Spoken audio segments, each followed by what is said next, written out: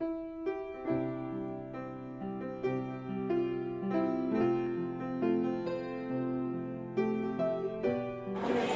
sini yang percaya dosanya semua sudah diampuni Tuhan? Oke. Siapa yang percaya kalau Tuhan Yesus datang semua terangkat? Puji Tuhan. Itu yang paling perlu. Apa ada gunanya dapat dunia ini kalau jiwa binasa? Amin, saudaraku. Tapi pada malam ini mari kita bersungguh-sungguh hati mengerjakan keselamatan kita. Sebab sesudah kita selamat, sudah kita lahir baru, ada rencana Tuhan dalam hidup kita. Tentunya saudaraku diampuni itu sudah hebat. Tetapi betapa baiknya Tuhan itu sesudah kita diampuni, ada lagi rencananya yang luar biasa bagi kita. Ada masa depan kita yang penuh pengharapan. Baik di bumi ini sampai nanti sesudah kita tinggalkan bumi ini. Masa kekekalan. Haleluya. Nah saudaraku, saya dan saudara dipanggil Tuhan untuk keselamatan, tetapi dipanggil Tuhan juga untuk menjadi alatnya di dunia ini.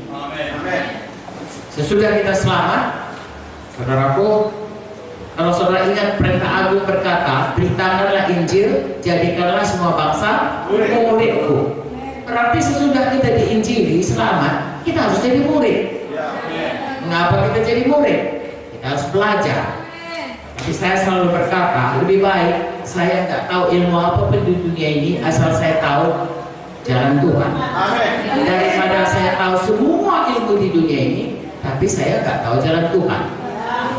Hari ini saudaraku, kita tahu banyak ilmu, kita belajar, tapi juga kita tahu jalan Tuhan.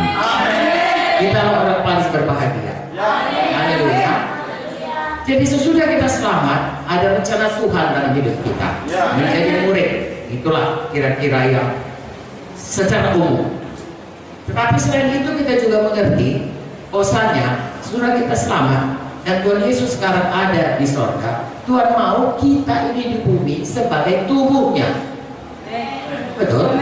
Tuhan Yesus tidak ada lagi di bumi ini, tapi Tuhan Yesus berkata, Yohanes 14:12, dari Yohanes 14:1, Tuhan berkata, jangan kamu gelisah, ya, Tuhan naik ke sorga, bagus, supaya kemudian nanti saudaraku, Dia sediakan rumah bagi kita di sorga, saudara Yohanes 14.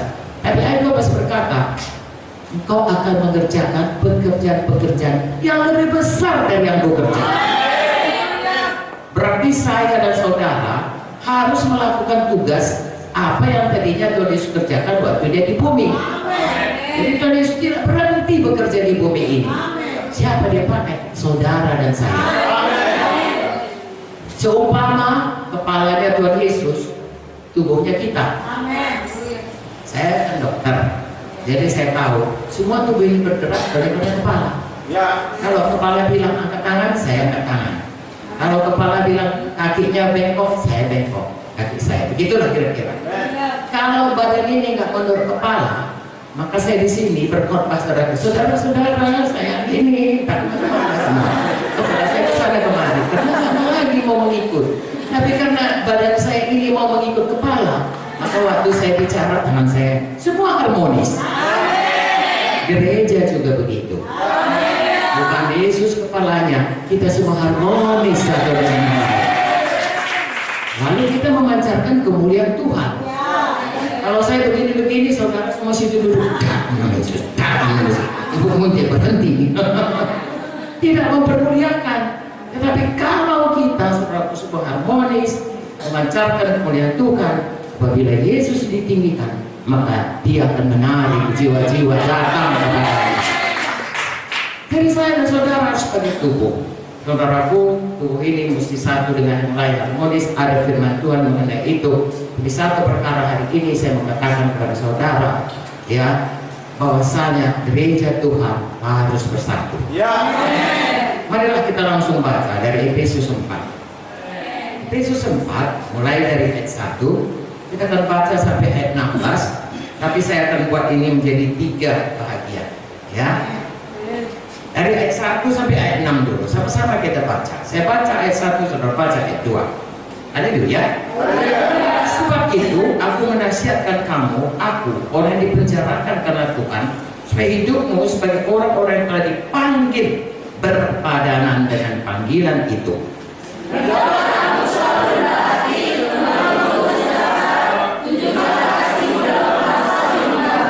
Dan berusahalah memelihara kesatuan roh oleh ikatan damai sejahtera.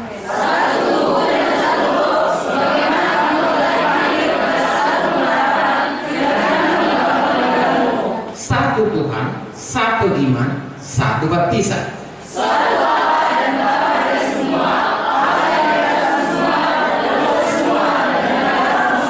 Sampai di sini dulu. Kalau saudara baca kepalanya, kesatuan jemaat dan karunia yang berbeda-beda. Ayat 1 sampai ayat 6 ini mengenai kesatuan jemaat. Sekali lagi saya katakan, tubuh saya ini harus bersatu. Tidak bisa kaki saya jalan-jalan sendiri di sini. Lagi saya korban, kaki saya yang kiri gigi sendiri jalan. Tidak bisa, saudara. Atau kuping saya jalan-jalan, saudara lari semua. Maka banyak orang lari dari gereja. Kalau gereja tidak bersatu, saudara. Ya, bisa saudara ngerti ya? Maka perlu kita bersatu. Kalau saudara baca ini, sebenarnya kuncinya di sini adalah kasih. Kasih itu mempersatukan. 1 Korintus 13 ayat 4 sampai 7. Kasih itu murah hati, rendah hati, tidak mentingkan diri, dan seterusnya. Jadi saudara, kasih itu kalau dalam Alkitab bukan hanya sekedar perasaan-perasaan hangat, ya. Aku mengasihimu, enggak. Kasih kalau kita dari seperti kasih Yesus mau mati untuk kita. Kita pun kasih mau mati untuk saudara kita. Makanya di sini dikatakan saudaraku, ya. Ayat 1 tadi, hendaklah hidupmu berpadan. Ayat 2 harus selalu, coba saudara baca ayat 2, hendaklah kamu selalu rendah hati, lemah lembut, sabar, tunjukkanlah kasihmu dalam hal saling membantu. Nah sampai di sini aja, ini harus terpraktekkan. Dan ini nggak mudah saudara, kita harus menyangka diri. Rendah hati, wah saya rasa semua manusia saudaraku, kalau dulu sebelum selamat semua dipengaruhi Lucifer, sombong. Dosa Lucifer itu sombong. Ya, aku mau meninggikan diri. Kita kadang-kadang juga tanpa sadar sudah selamat pun. Saya juga sombong. Kalau si Anu suaranya bagus, kita mau lebih bagus. Kalau si Anu pelayanannya mana, kita mau lebih benar. Untuk kita, bukan untuk Tuhan. Itu namanya sombong. Tidak, kita mau selalu rendah hati. Mau lembut hati. Dia belajar kepadaku. Matius 11 ya. Belajar kepadaku. Aku ini rendah hati dan lemah lembut. Supaya sentosa jiwa kita.